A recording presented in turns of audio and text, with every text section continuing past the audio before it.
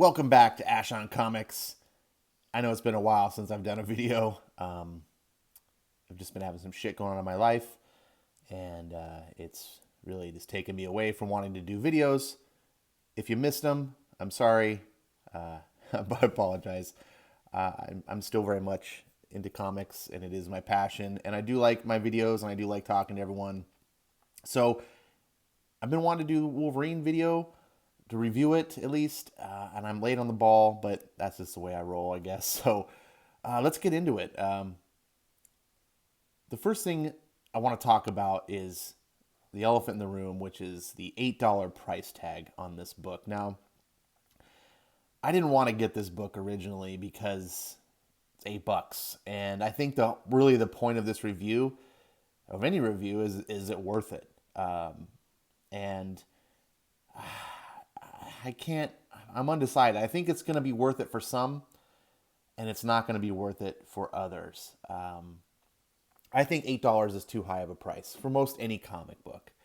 Now, if it's a celebratory issue like, Action Comics 1000, when that came out, that was a big deal. That was the first comic ever to hit 1,000 issues.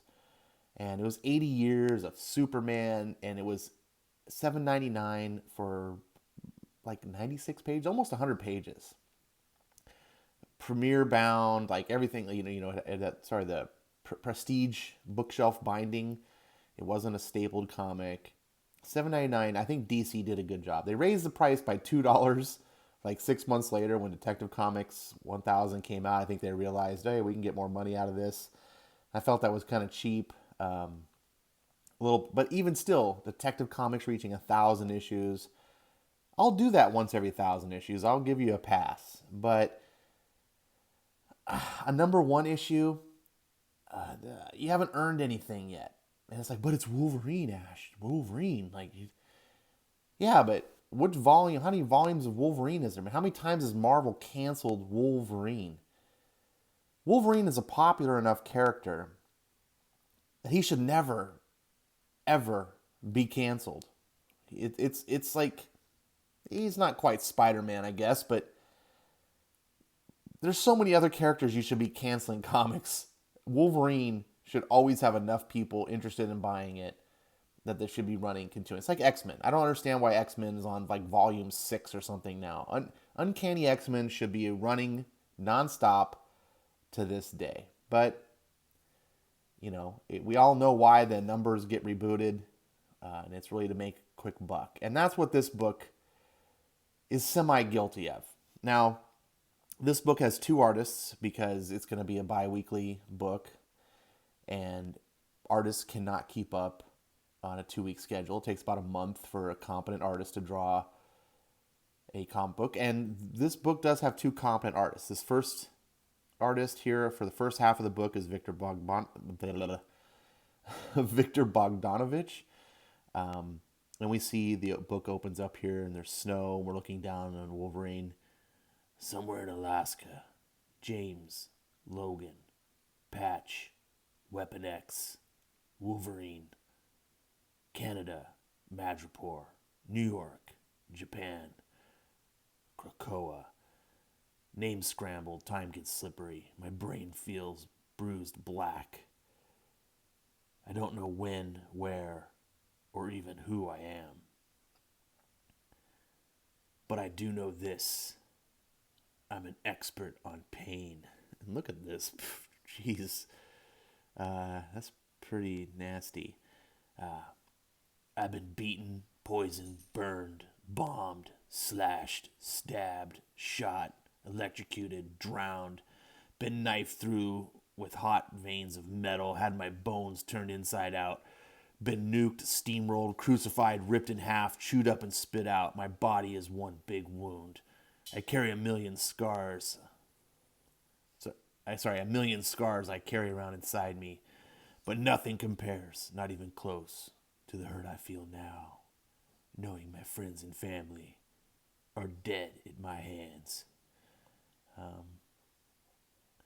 And then we get to see this.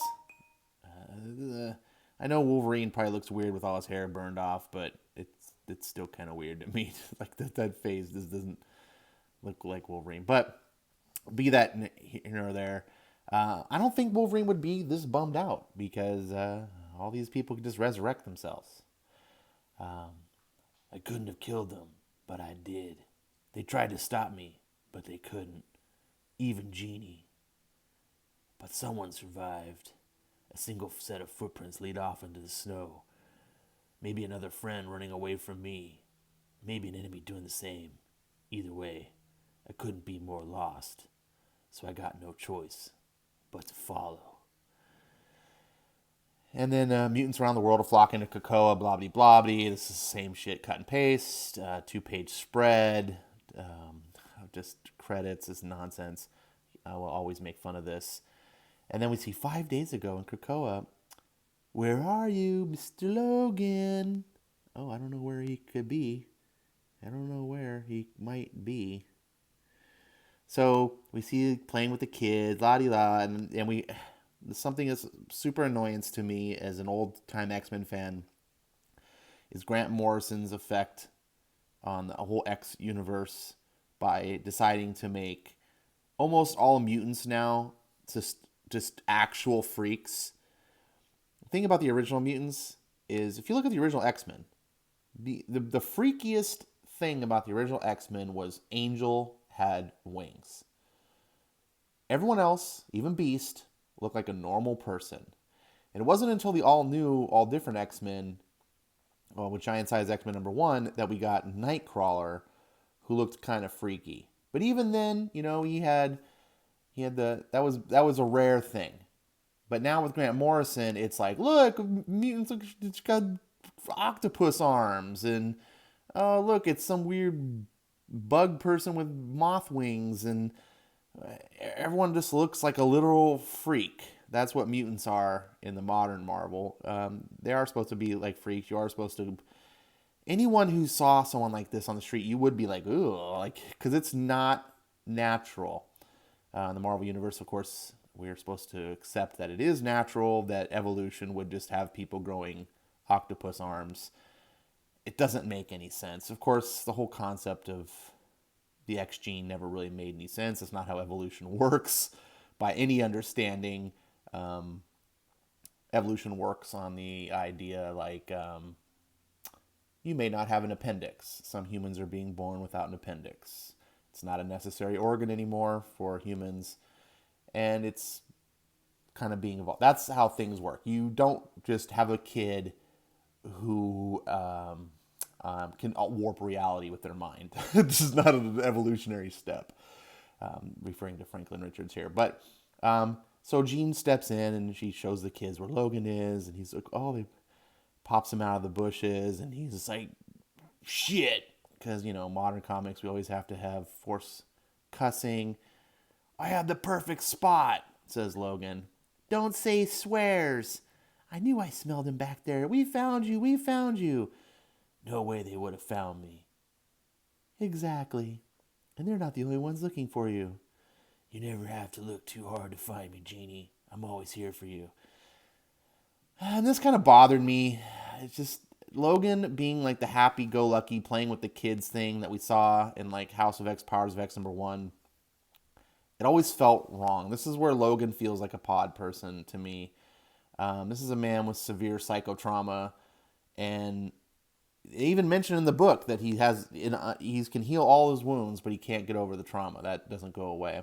And then we get Kitty Pryde stamping her feet, because she's holding on to his smuggled liquor. Why you have to smuggle liquor into Krakoa? I thought it was this utopia where they just partied and did drugs all the time, but I guess booze is not legal. Nothing makes sense. So she's got a thing, and then they have this. And this drives me nuts too. Now I'm looking at this digitally, so it works on a digital platform. But if you're looking at the screen here, in the middle of this page, these panels in the middle, it would be the binding, the staple.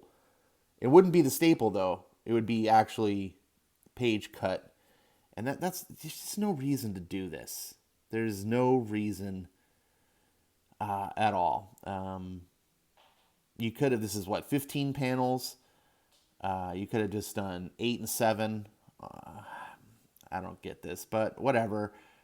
Kitty Pryde's talking to Wolverine, saying, "Oh, you're happy," and da da da da. And it's just kind of cringy. I don't want to read about stories about how Wolverine's happy. Um, and then they're talking about the flowers. Their petals are going missing or whatever. And then we get introduced to this. He's kind of interesting character actually. This Agent Bannister. He's apparently a CIA agent. And comes across this drug ring. I don't know. He's working with the FBI. CIA and the FBI really don't ever work together. CIA also doesn't really do drug stuff. It's almost like he's DEA later on. It doesn't feel like they have any general understanding of the alphabet agencies. But anyways, he's investigating these illegal drugs that are all coming because, the mutants are the world's biggest drug lords. So, but they're the heroes. They make Pablo Escobar look like nobody. But they're the heroes of the story. Don't forget that. Remember, kids, don't do drugs. Unless it's X-Men drugs, and then it's okay. But only if you're a mutant, and only if you recognize that they're superior to you. So they're going to go to Russia to investigate this thing. And they need Gateway to take them there. And we get this kind of a cool backstory of this Agent Bannister. His daughter is dying of leukemia. The drugs can save her. He's working to track down these illegal drugs. There's this little bit of backstory. He's an interesting character. I really actually give the most interesting part of this story was this guy to me. And then we get a lesson on blood work here. Remember, kids, stay in school. So there's how blood works. Okay, so then we know that there's humans that worship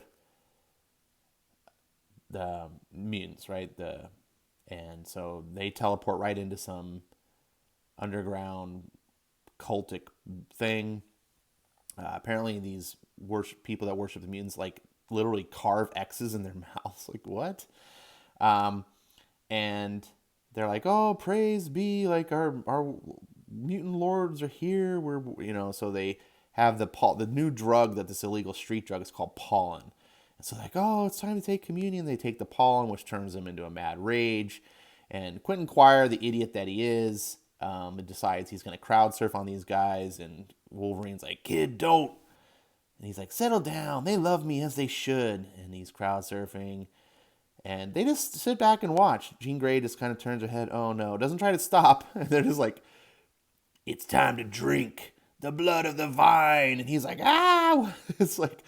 And so now they start trying to munch on him. And finally, now Wolverine pops his claws. Like, it's this delayed reaction. He gives the order, "Maim them, don't murder them, unless they don't give you the choice." But then we see in this next panel here, Wolverine's kind of hopping across, and he's not maiming him. He's murdering. Look at off of that guy's head. He just goes through these people, which is, something Wolverine could and would do probably. But then Quentin Quire, who's getting maimed by these guys, says, "I prefer to be your god, but I'm happy to be your devil." And a couple things I don't understand here is, number one, if Jean Grey is on the team, why do we need Quentin Quire? Quentin Quire is a telepath. Jean Grey is a telepath. Why do we need two telepaths on the team? I don't understand. Quentin Quire is a stupid character. Needs to die. I don't know anyone that likes him. Second thing I don't understand is he's an Omega level telepath, which I think also Jean Grey is as well. So we got not just two telepaths on team, but two Omega level telepaths. And Quentin Quire doesn't seem to actually have telepathic abilities in the normal sense anymore. It just seems like he's got the Psylocke, the Mojo and tweaked version of Psylocke when Psylocke forgot how to do her psychic powers and all she could do was like psychic knives. And Quentin Quire, apparently he can only do these psychic manifestations. He has psychic shotguns. Like he's not able to do the normal reach into people's minds, and he has to manifest it into some sort of physical instrument, which seems like Psylocke made sense because she was a low-level telepath, and then they combined with the ninja assassin training to, it rounded her out as a character. She wasn't Jean Grey level telepathy or Professor X, but she was a ninja. So But Quinn Quires and Omega, I don't get it. Whatever. And then we get Wolverine saying the hell. I don't think Wolverine would ever. God, it's just. That's so. I guess it's hip with the kids, right? It's what the kids say. And so they're all dying, and Wolverine has the nerve to be like, Quentin? And he's like, it's not like they don't deserve it. Quentin, we need to question, we need to... And then Jean's like, it's not Omega that's killing him. Now, so Wolverine was about to lecture him on killing these people when dude was literally chopping their heads off a moment ago. Whatever the consistency is. So, we go in one day ago in Moscow, and we're basically tracing, the story is being traced back from 5 days ago to the present where the story started. Wolverine's in Moscow. He's got a bag full of heads, and he's trying to, figure out what's going on, trace the drugs. Apparently, this Russian mafia, it seems like they may be distributing the drug, and it's not actually an authentic drug. It's like some other drug that's being cut with a little bit of the pollen. So that's why it's killing people and stuff, because the actual pure Krakoan drug would be fine. So in true cartel fashion, when Pablo Escobar finds out that you have been cutting their drugs and distributing them and stuff, then they come and kill you. So okay. It's so weird to see Wolverine being a drug enforcer, but we get this scene over at CIA Langley with the dude. I guess we're going to call him Bannister. He looks like the dude. He refers to them, the mutant, says, the muties. The muties control everything. Why not the black market too? So he's going to set up some undercover buy, which of course is never going to work. The way the XMen, this whole DawnOfX is being written is that humans are wildly incompetent. Mutants are vastly superior at everything, which doesn't make any sense why the humans are able to kill them left and right. But you do need some sort of villain, so they write these stories where the humans have some sort of they're able to sneak on their island and kill them. And anyways, so far this whole book feels like an X-Force book. It doesn't really feel like Wolverine. And it is written by the same writer as X-Force, but maybe that's a problem because it's kind of blurring the lines. I feel like, I don't know, maybe we just need an X-Force yellow and an X-Force blue because there is 2 X-Force teams.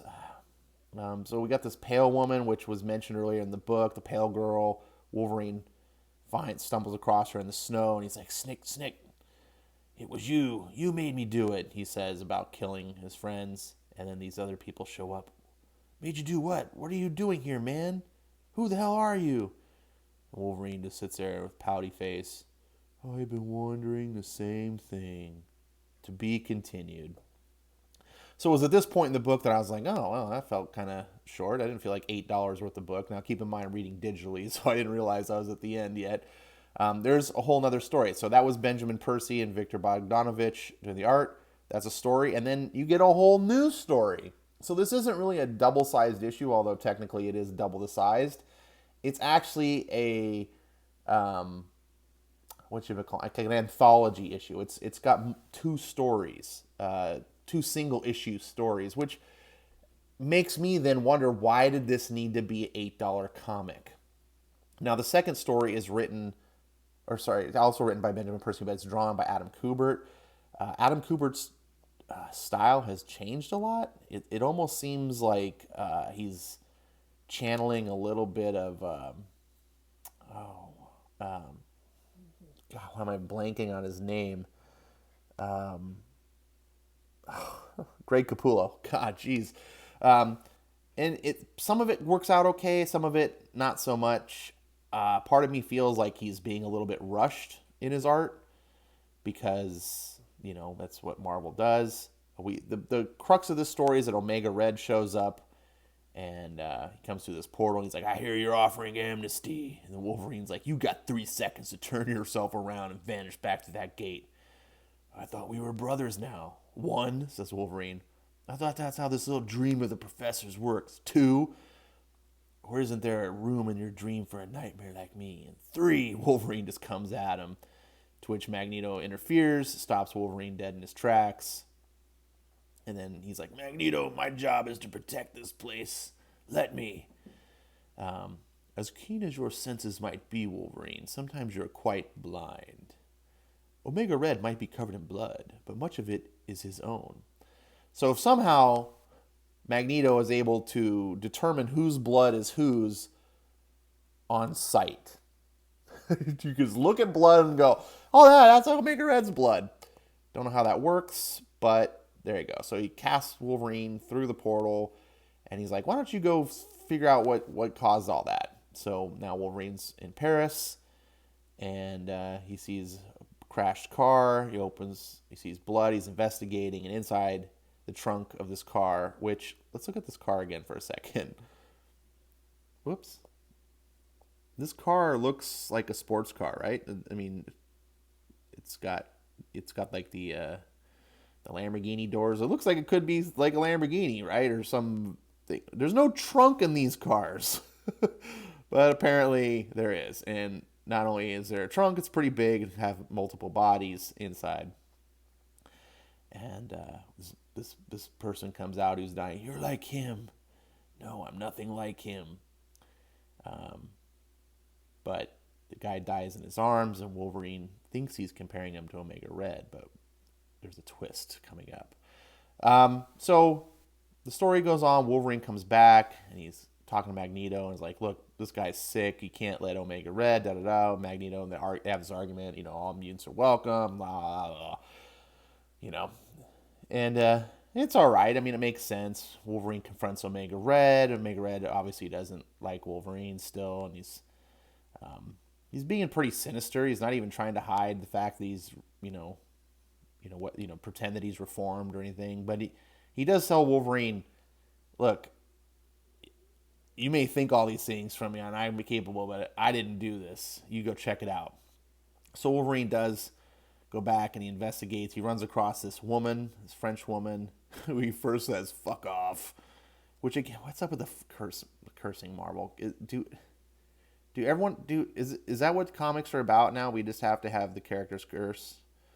I don't know. Just, it's not necessary. That's the thing. I feel like it's just always inserted to be like, look at it, our comics are more mature because our characters say fuck off. It's like, no, it's not. It just... So anyways, this woman, they have a little flirty moment here. Wolverine says he wants to buy her a drink, and it doesn't go the way it's planned. Wolverine's business is at this little club he's investigating, and turns out that it's a club. It's a den of vampires.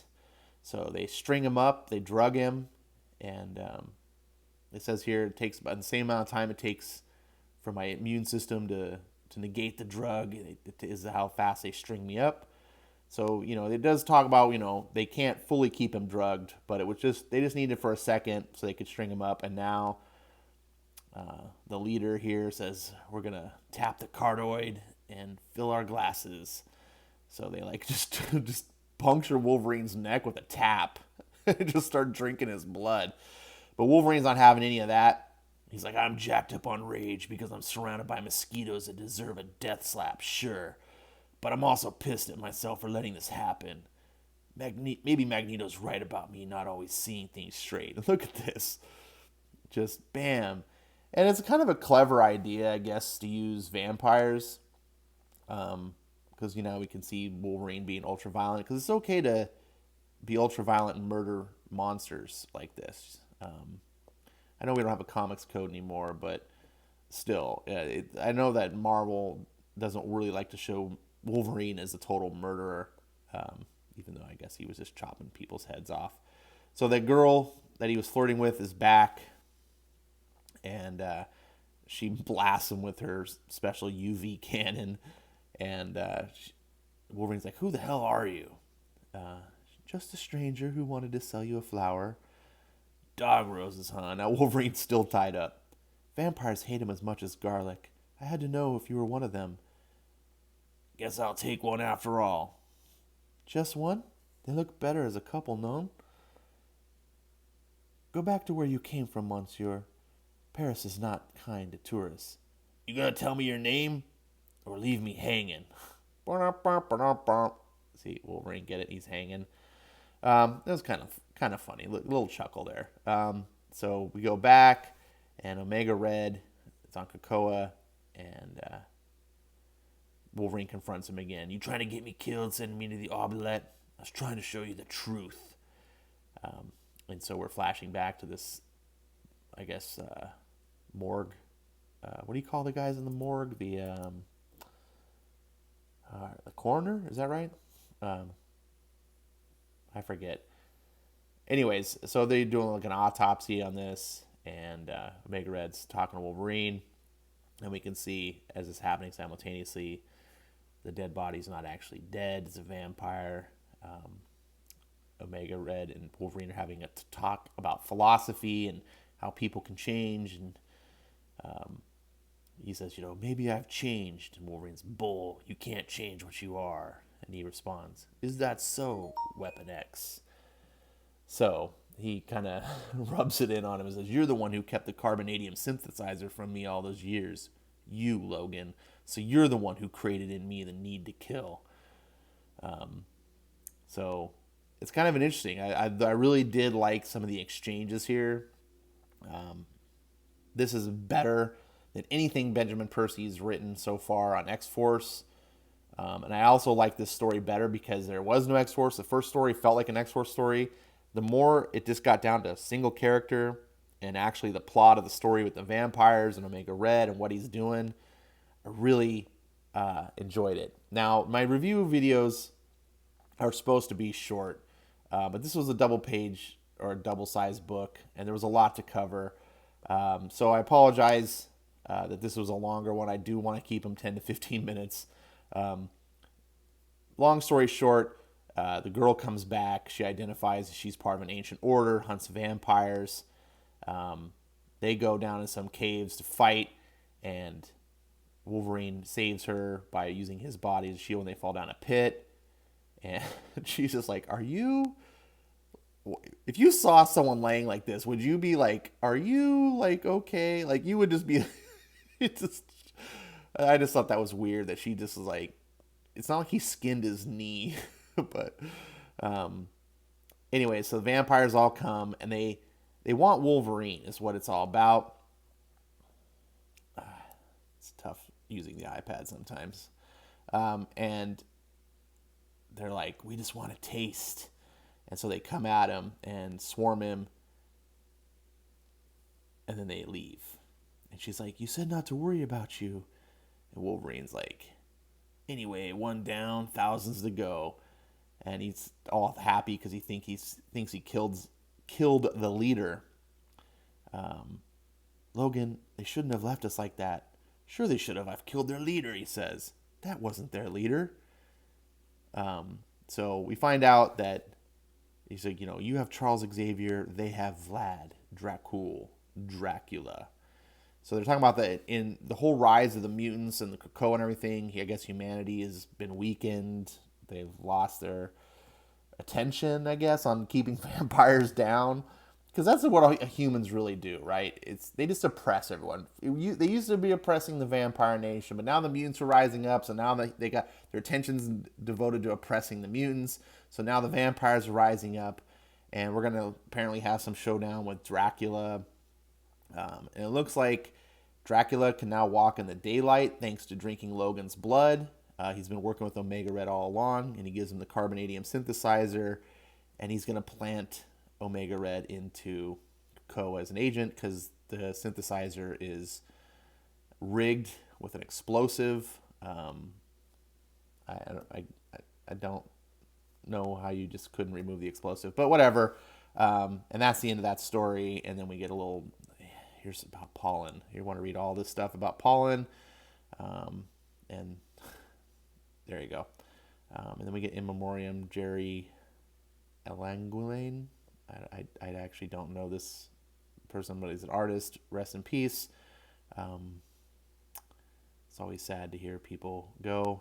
Krakoa is for all mutants. Here's all the books you can look forward to reading to keep up with all your Dawn of X stuff. It just never stops. The flow. Marvel is literally puking out X books. Have you ever seen that movie by the South Park guys, Team America? There's like a scene that's like 5 minutes long where the main guy is puking, and it's been like a meme forever, and he just like pukes and pukes. It's like how I think about Marvel with X-Men books. It's just nonstop.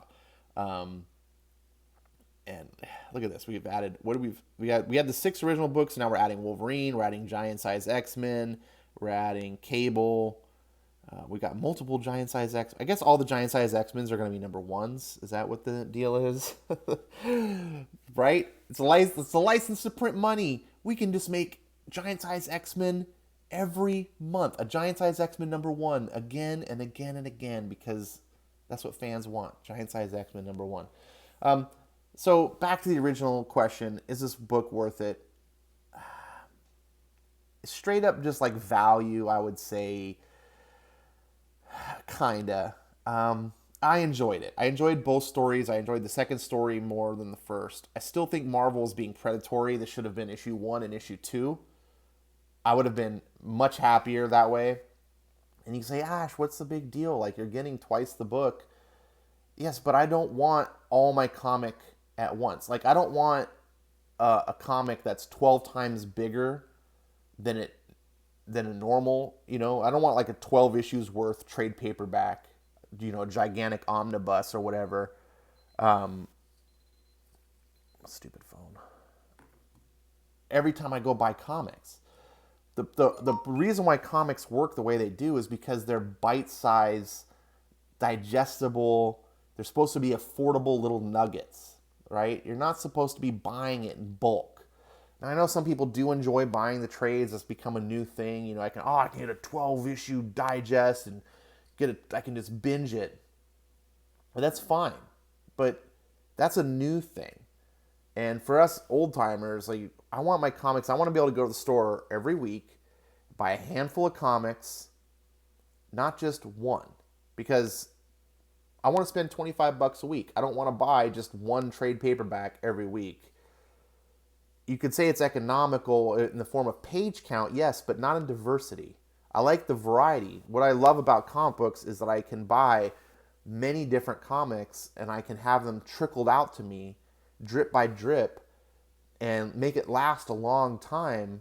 I don't need it all at once. I don't have this sense of entitlement. I think the Netflix generation now has kind of made us all feel like, I don't want to wait for my comics. I just give me a huge, massive thing all at once that I can just burn through. And if you're like that kind of person, I mean, you're free to like the things you like. I don't. I would have much rather had this be 2 issues, especially since it's coming out bi-weekly. You don't even have to wait a month anymore. So Wolverine number 1, $8. I think you're getting at least your money's worth, but what if every comic was $8 now? Even if you got twice as big, if you're on a budget, you still have to buy half as many books. And I don't want to have to do that. And I also don't like the fact that Marvel solely did this because they know issue 2 usually sells half as much as issue 1. So why do that when I can put issue 2 into number 1 and get those extra sales? Do you see what I'm saying? That's what's happening. You are being preyed upon. Fortunately, Wolverine is a better than average book, especially for the DawnOfX is considered. This Better than pretty much everything else that I've read. So if you are a DawnOfX fan, then this is going to be worth it to you, I think. That's my long review of Wolverine. Thanks so much for listening, and hopefully you got something out of it. Leave your comments below. I will see you next time.